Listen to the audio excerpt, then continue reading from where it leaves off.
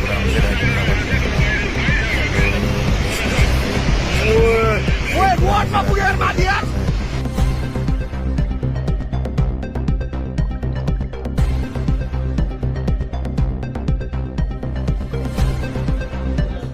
మేము shine in travels ద్వారా యాత్రకు రావడం జరిగిందండి.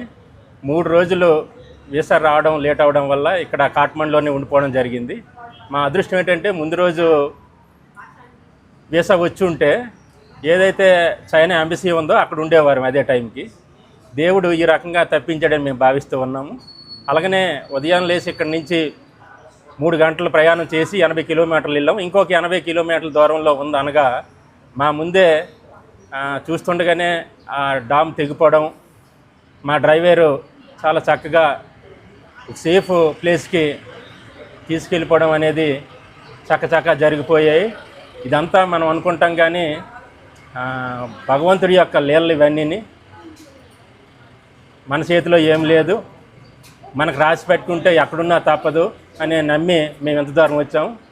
శివుడు ఎంతవరకు తీసుకెళ్తే అంతవరకు మేము వెళ్ళడానికి సిద్ధంగా ఉన్నాం. అదేవిధంగా మేమంతా చాలా హ్యాపీగా ఉన్నామని కూడా తెలియజేస్తున్నాను. ఓం నమః శివాయ. ఓం నమః శివాయ.